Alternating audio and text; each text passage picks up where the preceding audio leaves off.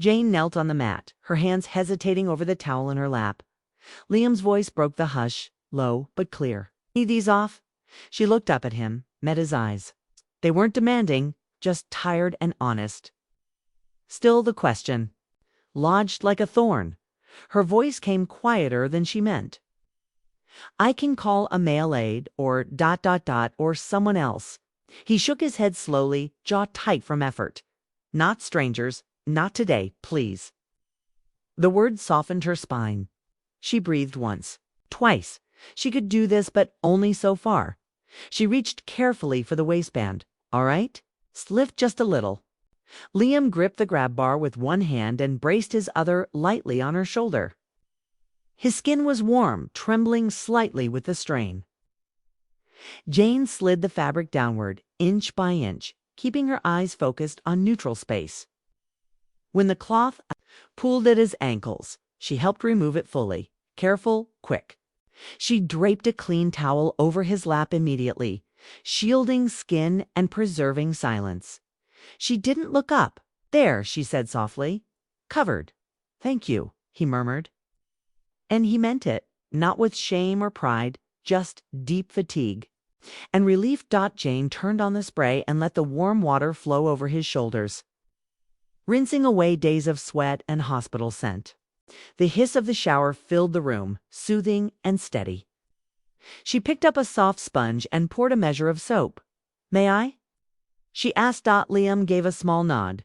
She began at his shoulders, working in gentle circles. The steam curled between them, clouding the mirror. She traced around bruises and over muscles, slow, methodical. Her hands moved on instinct more than thought. This wasn't about closeness, not yet. This was care. "You draw?" he said suddenly. She blinked. "What?" "Sketches. I saw them on the desk." Jane let out a breath.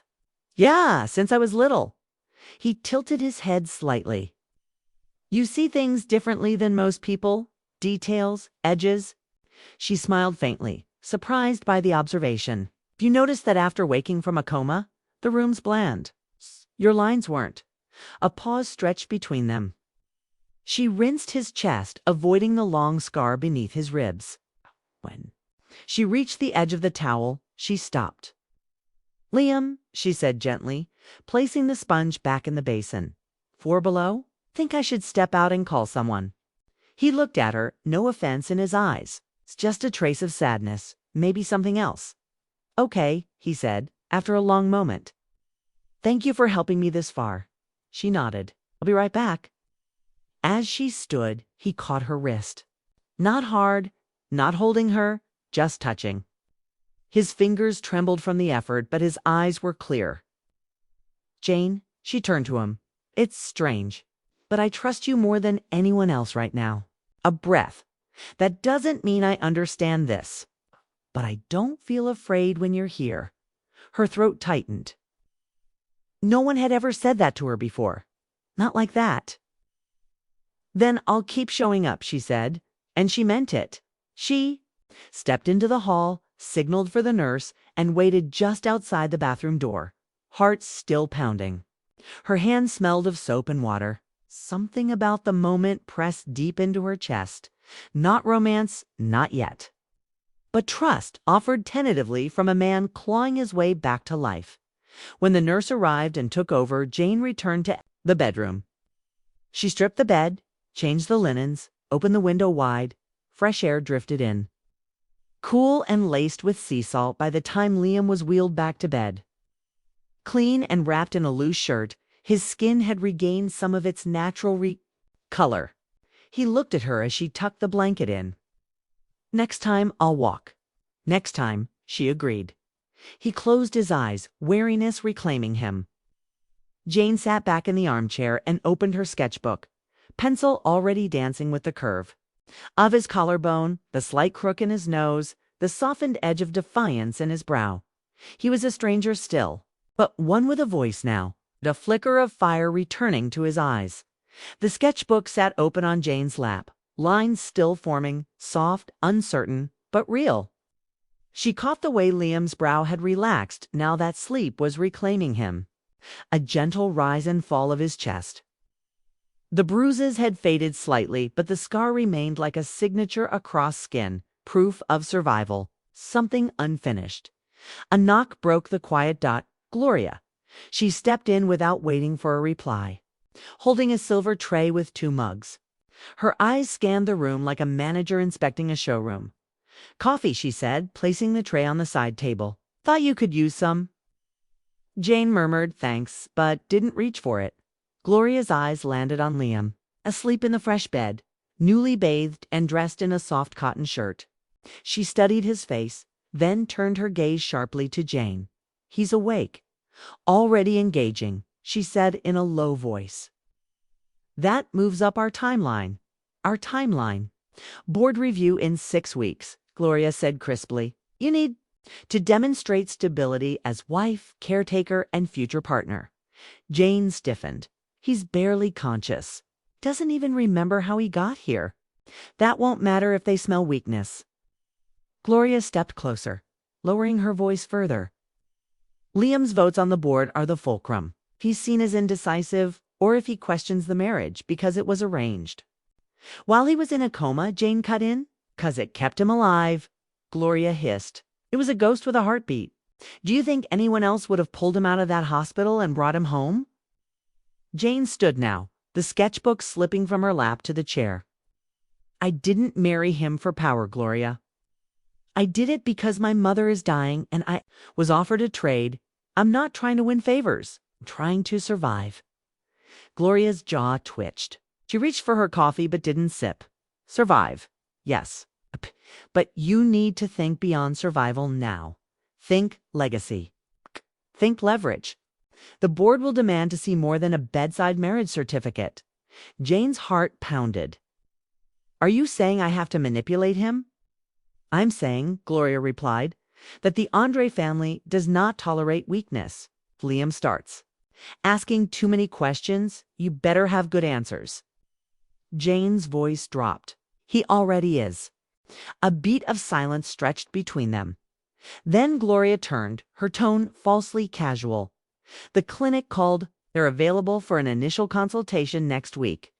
I penciled you in. You'll have to go alone, of course." "Cancel it," Jane said flatly. Gloria paused, hand on the doorframe.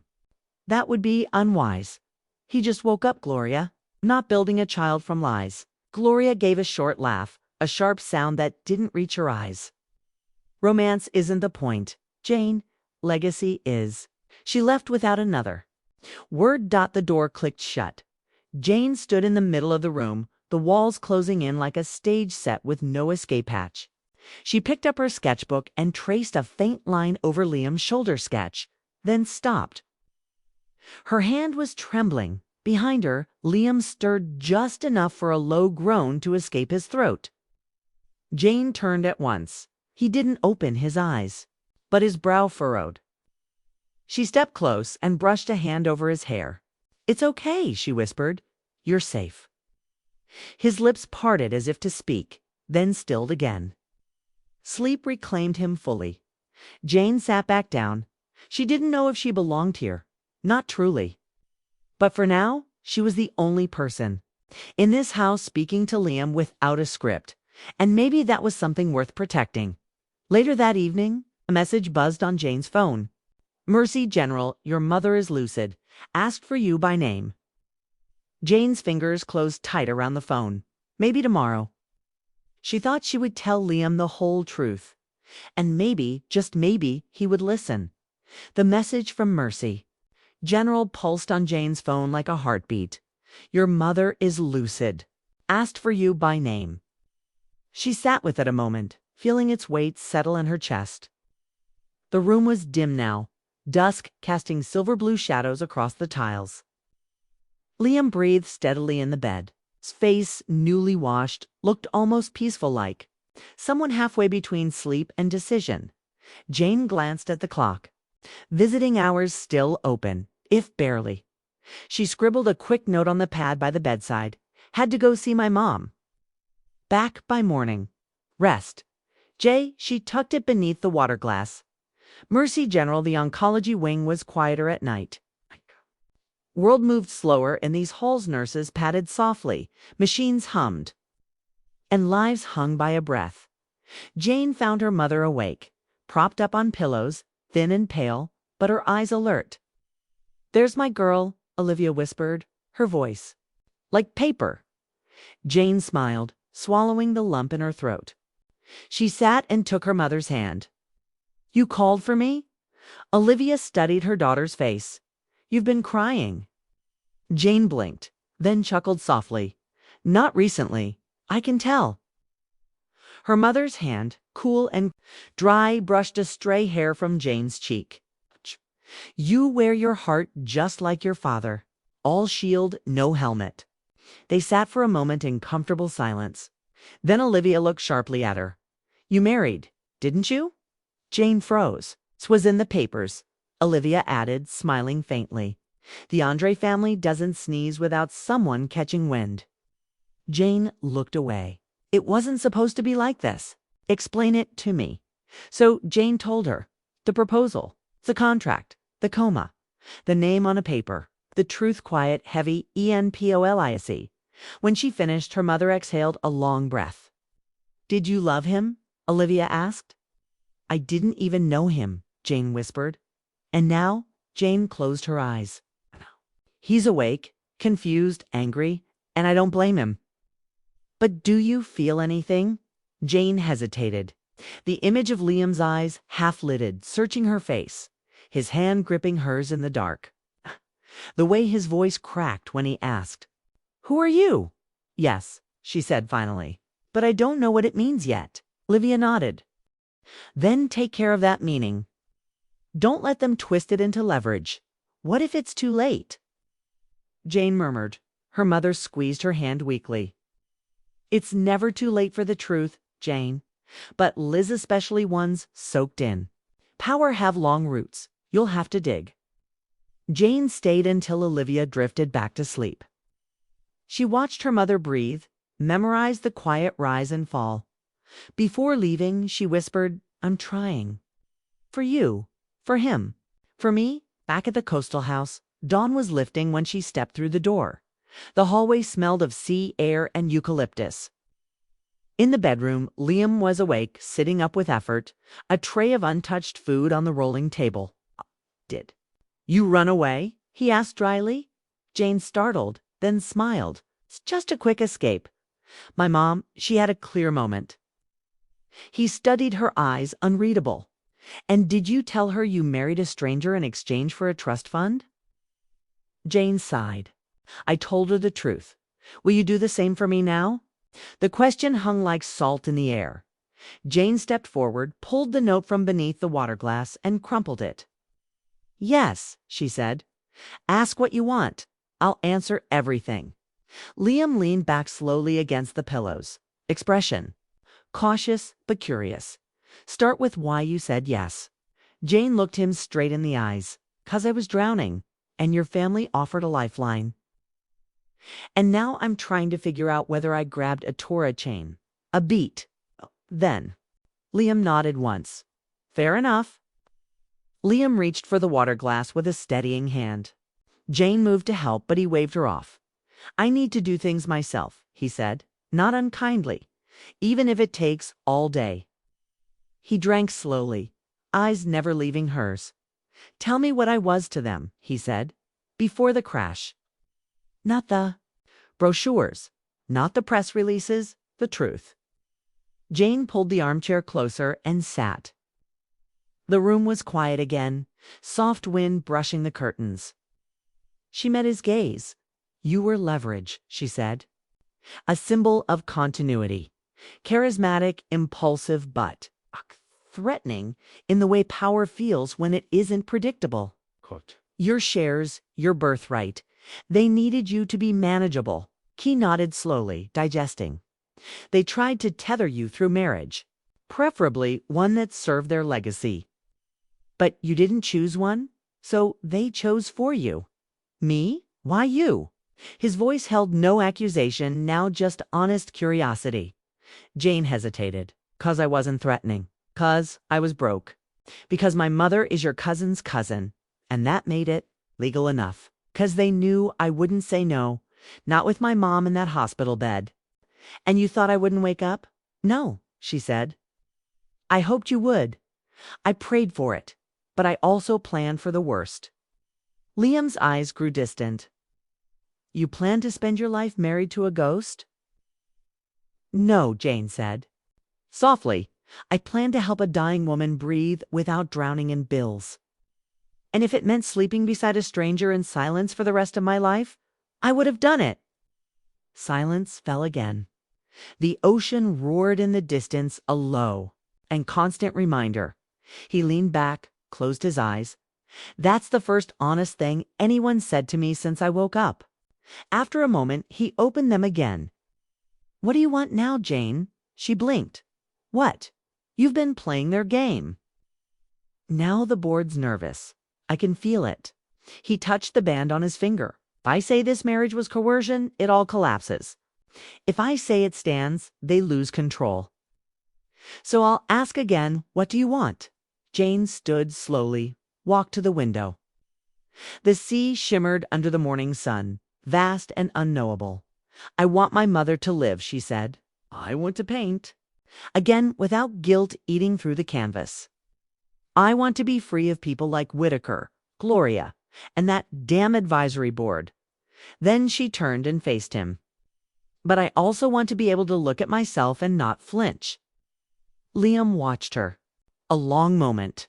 His expression shifted, less guarded now, more like someone studying a map with no clear route. Then let's rewrite the rules, he said. She tilted her head. What rules? Ours. Later that afternoon, as the sun leaned westward, Whitaker called Jane, put him on speaker.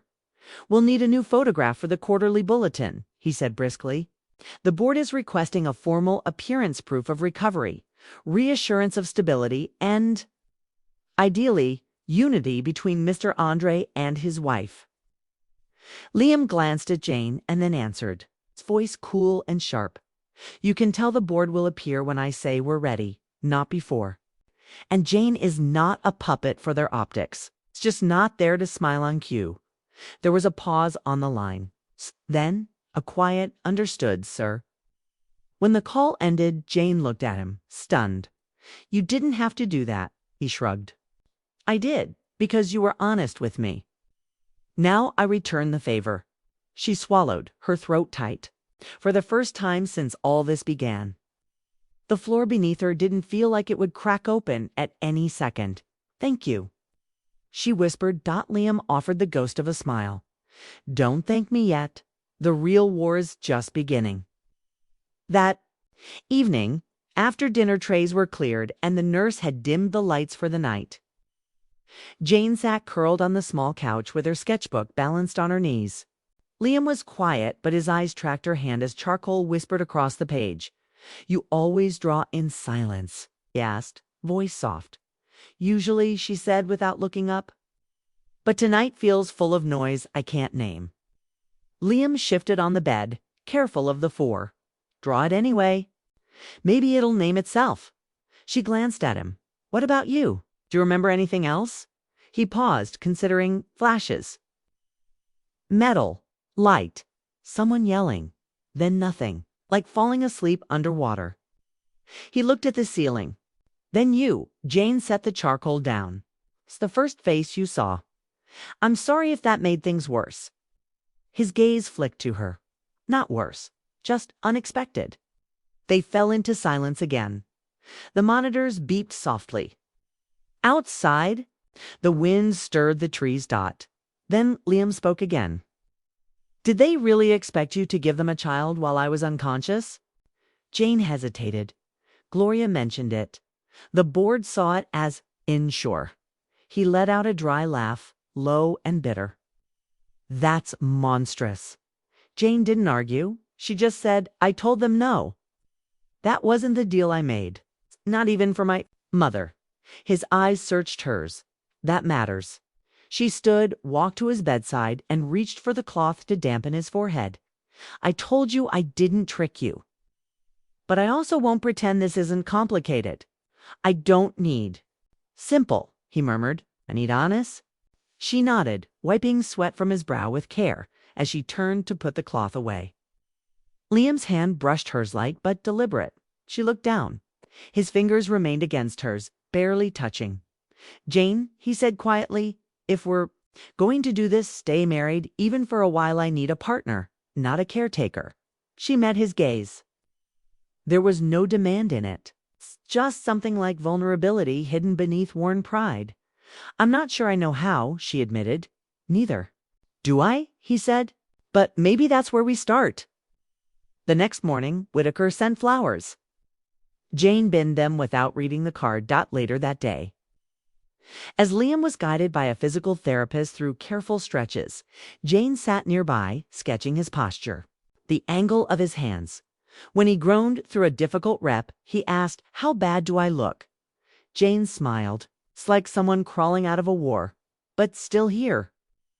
He held her gaze, breathless but amused. "It's the nicest thing anyone's said to me in months." That night, she finally allowed herself to hang one small painting on the bedroom wall. It was an ocean at twilight, gray-green, endless, quiet. Liam studied it from bed. "That yours?" "Yes," he nodded. "Then don't take it down, not even if Gloria storms in." Jane smiled faintly. "You might regret saying that when she actually does." "I'll survive," he said, then added more quietly, "I already did." She didn't reply. Instead, she moved to turn off the lamp. But before she could, Liam's voice stopped her. "Will you stay a while?" She hesitated only a moment, then nodded and sat on the edge of the bed, near but not close. His eyes were already drifting shut. But just before sleep took him, he murmured, "Don't give up on us, even if we don't know what us means yet." And Jane, staring at the soft lines of his profile, whispered back, "I won't." Then the room fell into the kind of silence that wasn't empty but full of fragile, waiting hope. Thresholds. By the end of the week, Liam could sit unassisted and walk a few paces with a cane. Strength returned, in short. Stubborn bursts each victory laced with grimaces and sweat.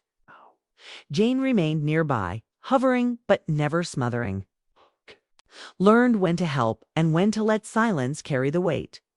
They had not spoken again about the marriage, nor about what came next. One gray morning, Dr. Marin reviewed Liam's latest scans with a slight, hopeful smile. "Neuro recoveries. Ahead of curve. Your cognition, memory intact. That's rare." "That's good. Does that mean I can go outside?" Liam asked. Dr. Marin nodded. "Jane joins, and if you avoid overexertion." Liam glanced at her then, a wordless request behind his tired smirk. The beach path behind the estate wound through low pines and saltgrass. Jane pushed the lightweight wheelchair slowly, her scarf tucked tight against the wind. Liam, wrapped in a thick hoodie, kept his gaze fixed on the sea. For a long while they said nothing. Then he spoke. "I still don't know why they needed me married." Jane's fingers tightened on the handles. "Your shares. A clause in the André family trust said they'd shift to a rival block if you turned 30 unmarried." The board panicked. They didn't want to lose control. He snorted. "Figures, they picked me because of bloodline, a distant tie, and because I had ... no reason to say no." Liam looked up at her. "Except dignity." Jane blinked. Mom was dying. I'd spent every cent. Hospitals don't take dignity as payment." He turned back to the waves. "And now, she exhaled. "She's stable in a good ward. I visit when I can. And you're alive. And we're married," he said. "Legally, publicly." Strangely, Jane smiled faintly. "We could be the start of a terrible novel." He chuckled, then winced. "Don't make me laugh. It hurts." Noted. Reached the overlook, where the bench faced open sea. Jane set the brakes and joined him on the stone ledge. Seagulls wheeled above the water, and a faint spray kissed the air. Liam's hand rested on the blanket across his lap. Without thinking, Jane's fingers brushed his light as driftwood. "I never wanted a husband," she said softly. "He didn't pull away. I never planned to be a husband, let alone wake up to a stranger calling herself my wife." She glanced at him, wary. But you're not a stranger anymore, he added. They sat like that, silence breathing between them, neither full of love nor resentment, but something beginning. Later that afternoon. In the study, Jane entered to find Gloria and Whitaker standing by the fireplace. Portfolios open, tension humming. Ah, the bride, Gloria said coolly. Jane ignored her and looked. To Whitaker, he's awake. He's improving. Whitaker's brows arched. And is he ... compliant? Jane narrowed her eyes. He's not a child. He's a shareholder, Gloria cut in. And your continued access to our resources depends on maintaining the appearance of unity. Jane stepped forward. I won't lie to him. Then. Don't, Whitaker said smoothly. Don't let him walk into a board meeting unprepared. Not until he remembers who to trust. He trusts me, Jane said, quieter. For now, Gloria said. Don't waste it. That night, Jane brought soup into the bedroom. Liam had showered alone, slow but steady, and wore one of his own soft gray sweaters now. He sat propped against pillows, sketchbook in his lap, her old one. I tried, he said, holding up a lopsided wave she'd begun days earlier. It's harder than it looks, she grinned. You'll improve. Maybe, he studied her. I've been thinking, always dangerous. He rolled his eyes. His marriagette started wrong. But it doesn't have to stay that way. Jane froze, spoon halfway to his bowl. What do you mean? Let's try honesty. Full honesty. About everything. The accident, the board, us. You're still recovering. So I want to recover with the truth. His voice was quiet but sure. Start tomorrow. Jane exhaled. Slowly. Okay.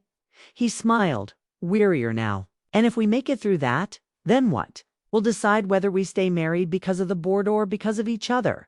The words fell like a pebble into still water ripples she couldn't yet measure. But she nodded. Double quotes tomorrow. Then. Paper Truth's morning sun spilled through gauzy curtains.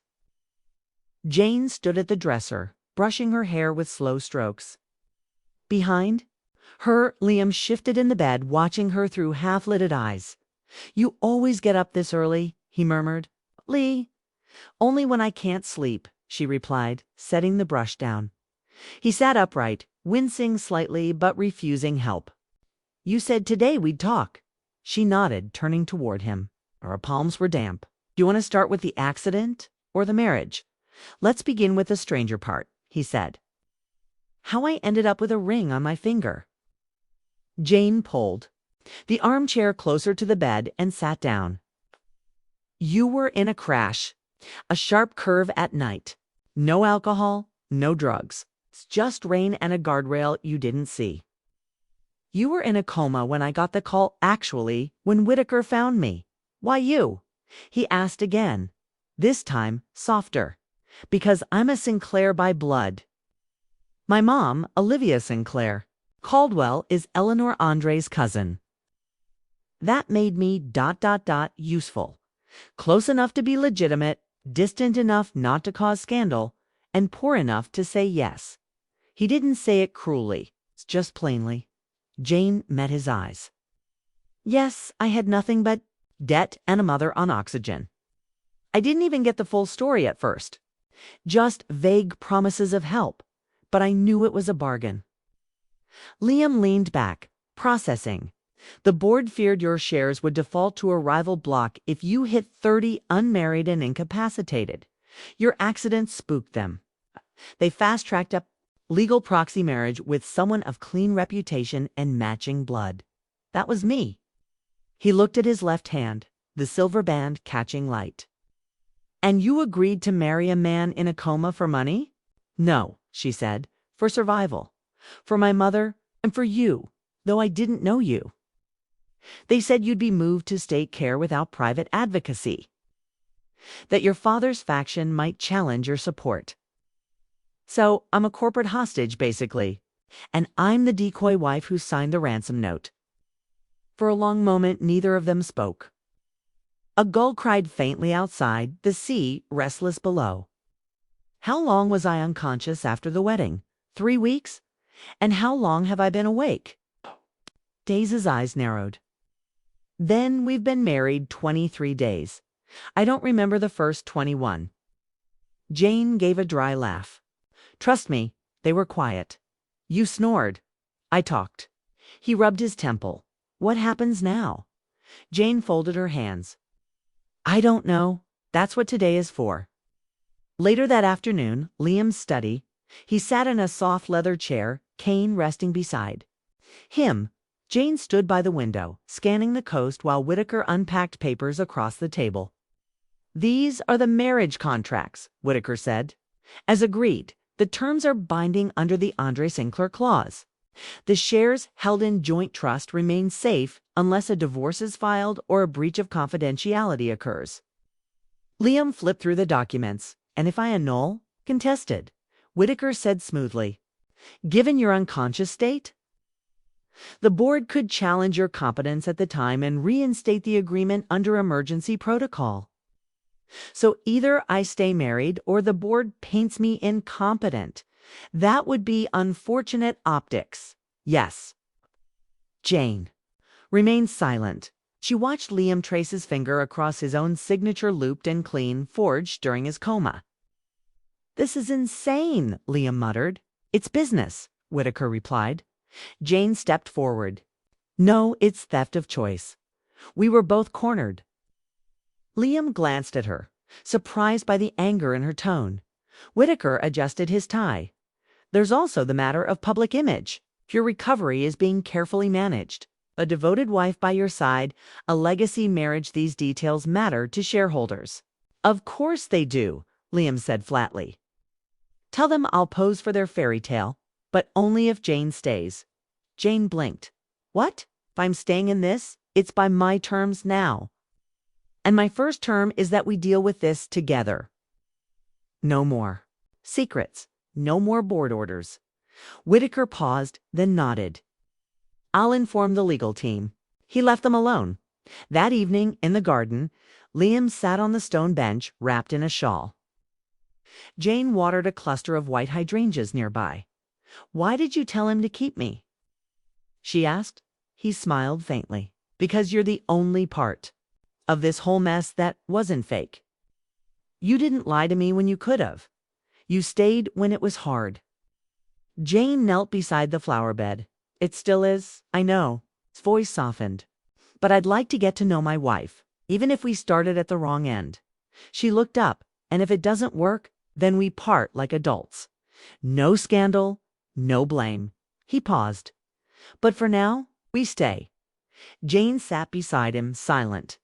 The wind carried salt and promise. Glass rooms and quiet truths, hospital rooms smelled of lavender wipes and filtered air. Machines pulsed softly.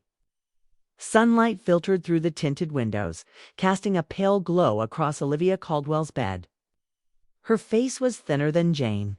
Remember, cheekbones sharper, skin translucent as rice paper, but her eyes, when they opened, still held their quiet spark. Mom, Jane whispered, stepping in. Olivia turned her head slowly. A smile, faint but real, lifted her lips. Shame bug, she rasped.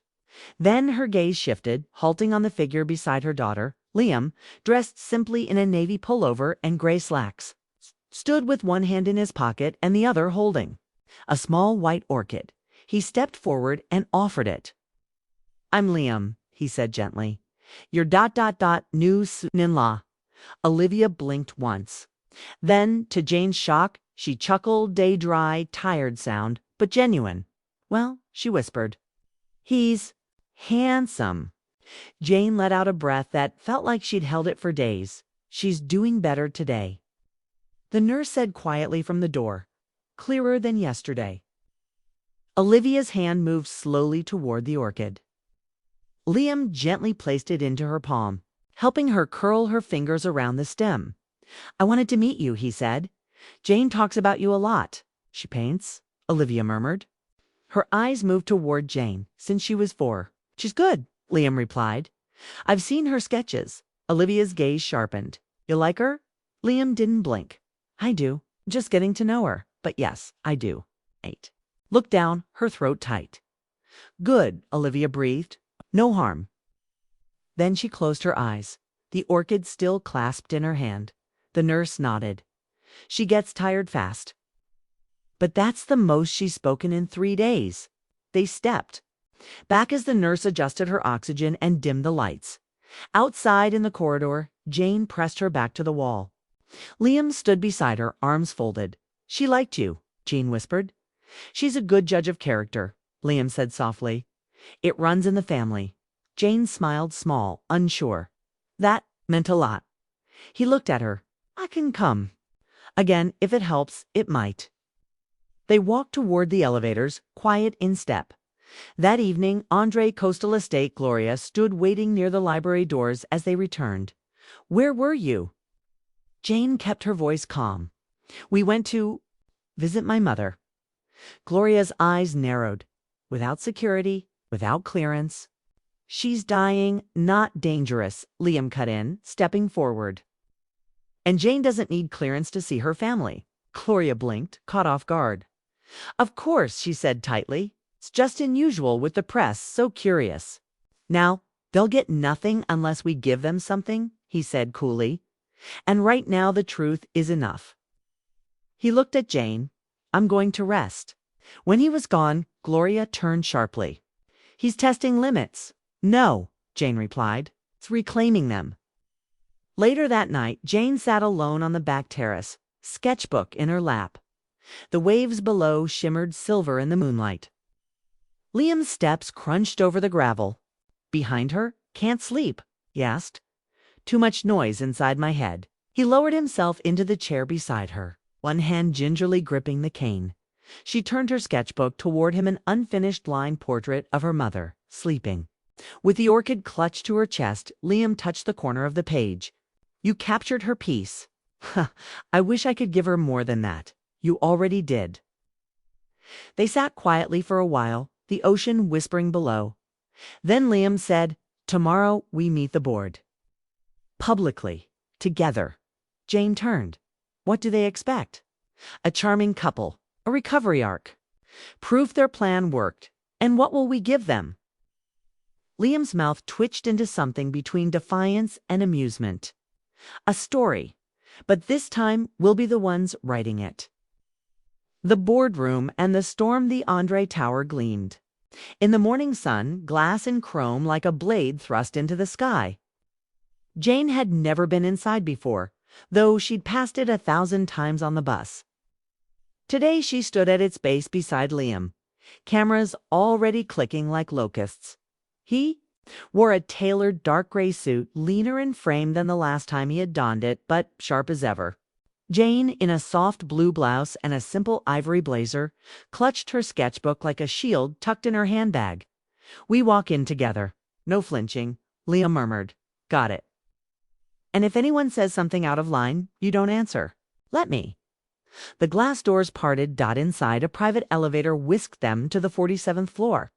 The boardroom overlooked the bay, ships sliding across the horizon like slow thoughts.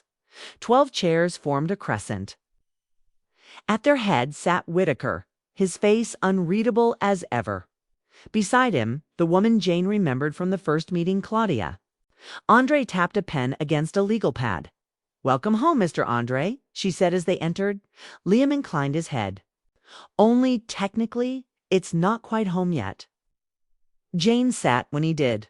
She felt every eye measure, her height, voice, worth, bloodline, ring. Claudia's eyes narrowed. And how's the transition, Mrs. André? Jane met her gaze evenly. Medical staff say recovery is promising. She means me, Liam said, voice dry. Of course. Claudia replied with a half smile. A younger man with slicked hair, Gregory Vale, spoke next. We're thrilled by your progress and the marriage. The optics are unexpected, but intriguing. I'm glad my near-death experience makes good headlines, Liam replied. Let's get to the point. Whitaker cleared his throat. There. Are matters of trust we'd like to review. Trust, Liam echoed. Interesting choice of word from people who arranged my marriage while I was unconscious. The room tensed. Claudia lifted a hand. It was a preservation act, Liam. Your shares were vulnerable. There were whispers of proxy attempts. We needed continuity. And Jane? He asked, leaning forward. Was she chosen for her steady hand? Or because she was desperate enough to sign? Jane said nothing. Her fingers dug into the armrest. She is family, Whitaker replied, and unentangled in corporate allegiances. That made her ideal. Ideal, Liam repeated. Then he smiled faintly. Let me be clear. I'm awake now. Decisions run through me. Of course, I'll attend future meetings. Starting today, Jane stays informed. Claudia raised a brow. She's not an executive. She's my wife. And if the marriage dissolves? Jane stiffened. It won't, Liam said calmly. But if it does, she walks with her full settlement and my support. That was part of the deal, wasn't it? Claudia didn't answer. Whitaker nodded once. Understood. Liam stood. Then we're done here. Jane rose too, her pulse thudding. Outside the boardroom, they stepped into the hallway. Silence stretching between them, Jane broke it. You didn't have to say all that. I did, Liam said. They need to know I'm not their puppet. And you're not disposable. Her throat tightened. Thank you. He looked at her for a moment. Then, quietly, you told me once you hated hospitals, but got used to them. I think I'm starting to understand what you meant. They rode the elevator down in silence, but something had shifted, less performance. More partnership. Later, that night Liam sat propped up in bed, sipping broth while Jane folded laundry across the room. The soft glow of the bedside lamp made the air feel warmer than usual. Ask, he said suddenly. She turned. Ask what? You've been waiting? You want to know about the crash? Jane set down the shirt in her hand. He exhaled, staring. At the blanket, it wasn't random. She moved closer. I had just left a shareholder dinner. There'd been shouting. One of the board members, Harlan, Drew threatened to move a block against me. Said I wasn't steady enough for legacy leadership. Okay? And you were driving angry. She asked gently. He shook his head. I wasn't driving. Silence. What? My brakes failed. It wasn't coincidence. And the car had been cleared that morning. No leaks, no alerts. Jane's blood chilled. You think someone? I don't think. I know. She sat down slowly. Why didn't you tell anyone? Because I woke up in a stranger's house, married to someone I barely remembered, and my body felt like borrowed glass. I needed to know who I could trust. And now, she whispered. He looked at her. Now I think you're the only one who hasn't lied to me.